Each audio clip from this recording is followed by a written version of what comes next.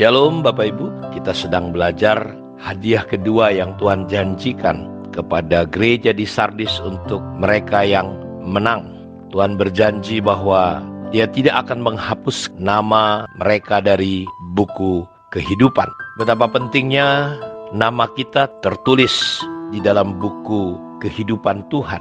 Saya mengajak kita melihat sebuah ayat firman Tuhan dari Wahyu pasal 20 ayat 11 sampai 15. Lalu aku melihat suatu takhta putih yang besar dan Dia yang duduk di atasnya. Dari hadapannya lenyaplah bumi dan langit tidak ditemukan lagi tempatnya. Dan aku melihat orang-orang mati besar dan kecil berdiri di depan takhta itu. Lalu dibuka semua kitab dan dibuka juga sebuah kitab lain, yaitu kitab kehidupan. Dan orang-orang mati dihakimi menurut perbuatan mereka berdasarkan apa yang ada tertulis di dalam kitab-kitab itu. Dan maut dan kerajaan maut menyerahkan orang-orang mati yang ada di dalamnya. Dan mereka masing-masing dihakimi menurut perbuatannya. Lalu maut dan kerajaan maut itu dilemparkanlah ke dalam lautan api. Itulah kematian yang kedua, lautan api. Dan setiap orang yang tidak ditemukan namanya tertulis di dalam kitab kehidupan itu, ia dilemparkan ke dalam lautan api itu. Satu hari langit dan bumi ini akan lenyap. Dan setiap orang yang mati besar kecil dimanapun mereka mati di laut, Alkitab mengatakan maut dan kerajaan maut menyerahkan orang-orang mati ini. Lalu dibukalah sebuah kitab dan dibuka juga kitab yang lain.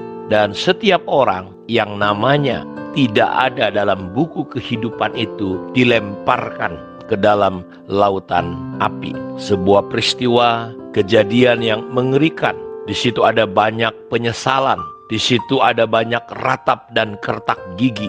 Di situ ada banyak orang-orang yang akhirnya baru sadar dan sebelumnya mereka tidak sadar. Mereka tidak peduli dengan hidup mereka selama mereka hidup di dunia. Dicatat atau tidak dicatat nama mereka dalam buku kehidupan, mereka tidak peduli. Dan hari ini kita melihat bahwa hal ini adalah sesuatu yang sangat serius dan penting tentang nama kita untuk dicatat dan ditulis dalam buku kehidupan dan tidak dihapus. Karena kalau ternyata nama-nama kita tidak ada dalam buku kehidupan, maka kita juga akan dilemparkan ke dalam lautan api. Bahkan kalau kita nanti belajar lebih dalam di hari-hari berikutnya, saya berdoa dan berharap biarlah roh takut akan Tuhan ada di hati dan pikiran kita. Kita kembali kepada kisah ketika Lazarus orang miskin itu mati. Dia dibawa ke pangkuan Abraham. Dan orang kaya itu dibawa oleh malaikat. Tetapi dia tidak dibawa di tempat di mana Lazarus berada. Tetapi dia dibawa di dalam tempat penderitaan. Sampai-sampai saking sakit dan hausnya, dia meminta supaya Lazarus mencelupkan jarinya. Dan Bapak Ibu, kita sudah belajar bahwa kenapa orang kaya itu masuk dalam penderitaan yang mengerikan. Dan Lazarus ada di tempat peristirahatan yang indah bersama dengan Bapak Abraham.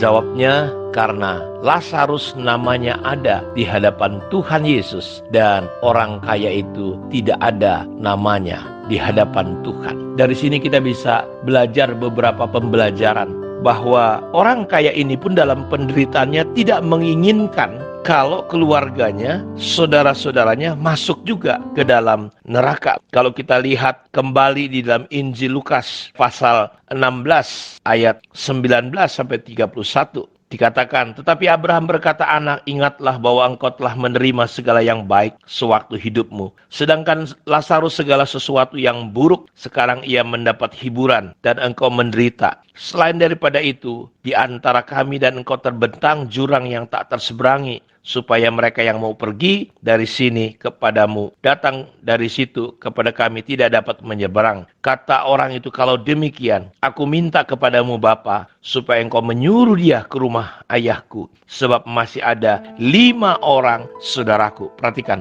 dia yang sudah mengalami penderitaan yang mengerikan, dia meminta tolong kepada Abraham supaya Abraham mengutus Lazarus ke rumahnya. Kenapa? Karena ada 5 orang lagi yang hidupnya sama, yang dia jamin kalau mati akan ke sana, akan ada bersama dengan dia. orang yang ada di dalam penderitaan yang mengerikan itu pun menginginkan saudaranya tidak masuk ke sana. Tetapi Abraham berkata, ada pada mereka kesaksian Musa dan para nabi. Baiklah mereka mendengarkan kesaksian itu. Jawab orang itu, tidak Bapak Abraham, tetapi jika ada seorang yang datang dari antara orang mati kepada mereka, mereka akan bertobat. Kata Abraham kepadanya, jika mereka tidak mendengarkan kesaksian Musa dan para nabi, mereka tidak juga akan mau diyakinkan sekalipun oleh seorang yang bangkit dari antara orang mati. Orang kaya itu punya pemikiran, seandainya saja orang mati bisa datang kepada saudara-saudaranya, saudara mereka bisa bertobat menurut dia. Tetapi Bapak Abraham berkata, tidak, kalau mereka tidak percaya dengan kitab para nabi,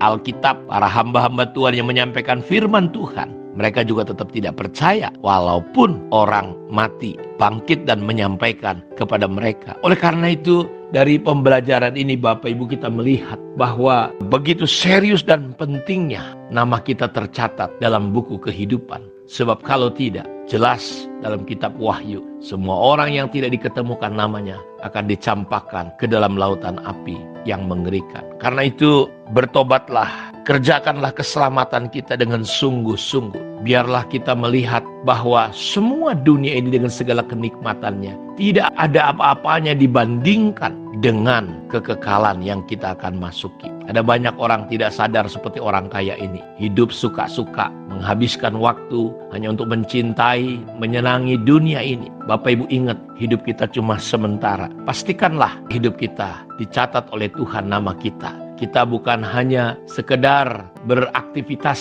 agamawi, tetapi kita sungguh-sungguh belajar untuk bangkit dari setiap keterpurukan, dari setiap kematian rohani, dari setiap kompromi akan dunia dan cinta akan dunia. Karena dunia ini yang membuat kita, menghalangi kita untuk tidak bisa mengasihi dan mencintai Tuhan dengan sungguh-sungguh. Kiranya renungan hari ini bisa menolong kita semua, menginspirasi untuk kita tetap bangkit dan menjadi pemenang. Tuhan memberkati kita. Shalom.